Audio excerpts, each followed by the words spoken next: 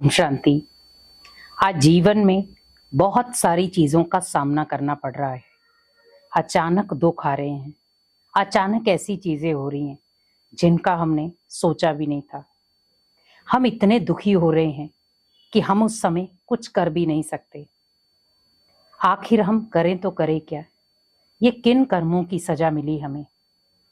बहुत सारे लोग सोच रहे हैं यही कि हमने कुछ तो किया होगा जिसकी हमें सजा मिली है। और बहुत सारे ऐसे भी हैं जो सोच रहे हैं हमने तो जीवन में कभी कुछ बुरा नहीं किया, फिर हमारे साथ ऐसा क्यों हो गया? क्योंकि बहुत सारे ऐसे कर्म हैं जो लौट कर हमारे पास आते हैं। हम ये नहीं कह सकते कि हम कर्मों की धारा से बच सकते हैं। कर्म आपको कहीं पे भी ढूंढ लेंगे। आप किसी भी जगह होंगे, वहां भी आपको ढूंढ लेंगे। इसीलिए कहा जाता है कर्मों को श्रेष्ठ बनाना सीखो, क्योंकि कर्म जरूरी नहीं है हम ओनली घर में सभी को खुश कर रहे हैं तो यही कर्म है। लेकिन हमें इसके साथ ये भी ध्यान रखना है कि भगवान जो हमें एक मर्यादा दे रहा है कर्मों की, क्या मैं उस पर चल रहा हूं?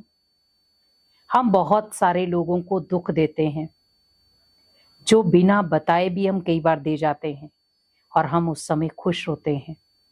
देखो, हमने सामने वाले को सबक सिखाया। उस समय भले हमें चंद समय की खुशी मिलती है। मान लो जब हम किसी को पीड़ा देते हैं, वो व्यक्ति कुछ क्षण तो वो खुश में बिता पाता है, लेकिन उस व्यक्ति के जो कर्म है बहुत सारे लोगों के लिए चुनौती बन जाता है। और ये आपने कई बार देखा होगा। हमेशा एक चीज याद रखें, कर्म आपको कहीं पे भी ढूंढ लेंगे। हम कितने भी बड़े बड़े स्थान बना लें छुपने के, लेकिन कर्म एक ऐसी चीज है जो आपको वहां से भी निकाल करके आपको कर्मों की सजा देगा जरूर। आज व्यक्ति सोचता है मैंने बुरा कर्म कर लिया, मैंने किसी को कुछ गलत कर दिया, किसी के साथ बुरा कर दिया, किसी को दुख दे दिया, किसी का जीवन खत्म कर दिया, तो मैं बहुत बहादुर हूं, मैं बहुत खुश हूं। लेकिन वो खुशियां बहुत सारे लोगों को चुकानी पड़ती हैं, क्योंकि वो आप ओनली अकेले खुश हो, लेकिन उसकी कीमत दुख के लिए आपके परिवार को भोगनी पड़ती है। आप देखें, एक व्यक्ति है जिसने नशा किया है, परिवार में एक ही सदस्य है जो नशा करता है, बहुत गंदा नशा। लेकिन जब उसे सजा मिलती है तो अकेले उसको सजा नहीं मिलती, उसके पूरे परिवार को सजा मिलती है। उसका जो दुख है, दर्द है, पूरे परिवार को मिलता है।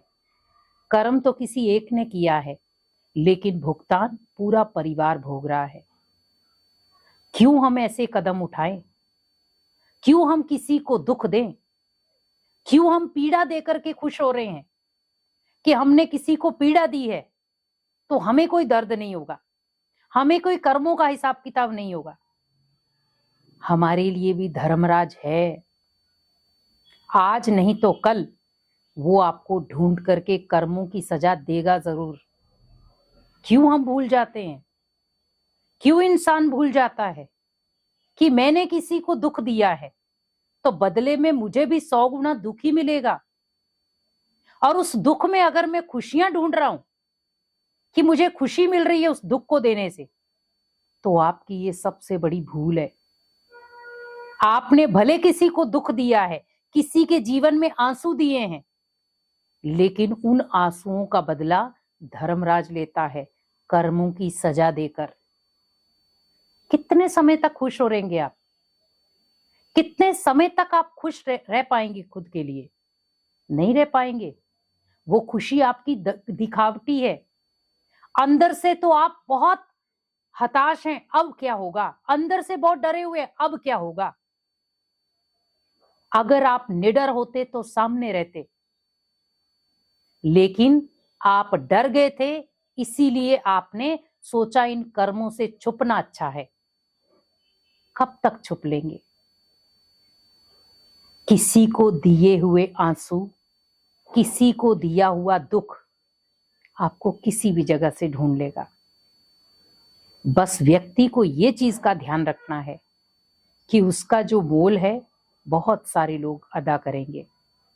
गलती किसी एक ने की, भुगतान सब भोगते हैं। हम ऐसी गलती करें ही क्यों? हम जाने अनजाने किसी को नीचा गिराने के लिए भी ये गलतियां कर जाते हैं। हमेशा एक चीज याद रखें, गलतियां कर रहे हो तो भुगतान भी आप ही को देना पड़ेगा, क्योंकि गलतियों की और गुनाह की कोई सजा नहीं होती। सीधा सजा भगवान डिक्लेयर करता है, सुनाता नहीं है, सीधा दे देता है। क्योंकि उनकी सजा तो बहुत कम शब्द है, उसको तो ऐसी कड़ी सजा मिलती है जिसका वो बाद में पश्चाताप करता है, मैंने ऐसा किया ही क्यों, जिसकी वजह से बहुत सारे लोग दुखी हो गए।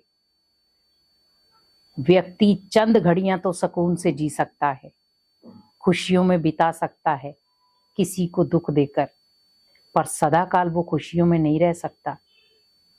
ये खुद सोचें, अपनी अंतरात्मा से पूछें।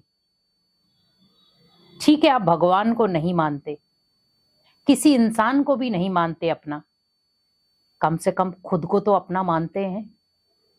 आप अपने दिल से, अपने मन से, अपनी अंतरात्मा से पूछो, मैंने जब किसी को दुख दिया, किसी को चोट पहुंचाई, क्या वो तकलीफ मुझे लौट कर नहीं आएगी? वो तकलीफ मुझे लौट कर भी आएगी, लेकिन उस समय मेरे सामने कोई नहीं होगा बचाने वाला। मैं गिड़गिड़ाऊंगा मुझे बचाओ, पर कोई नहीं होगा।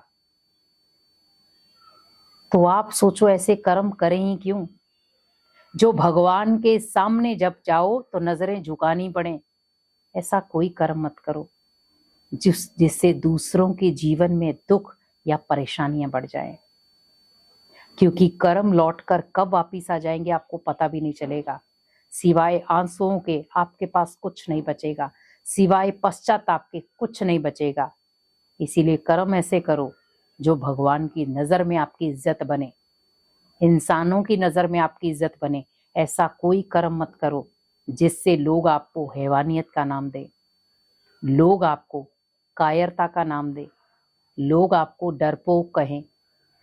क्यों कर रहे हो ऐसा? अपनी अंतरात्मा से पूछो। किसी को नहीं मानते हो आप, छोड़ दो, लेकिन अपनी अंतरात्मा से पूछो, क्या मैंने जो किया वो सही था? तो आपकी अंतरात्मा अगर अच्छी होगी तो जवाब आपको जरूर देगी। इसीलिए एक दिन वो भी आएगा जब वही कर्म लौटकर आपके पास आएंगे, पर आपके पास बोलने के लिए जबान नहीं होगी, बोल नहीं होंगे, क्योंकि कर्म अपनी सजा खुद निर्धारित करता है और उस व्यक्ति को कर्म की सजा मिलती जरूर है। इसीलिए कोई उससे बच नहीं सकता है, हर एक को कर्मों की सजा तो मिलती ही है। ओम शांति।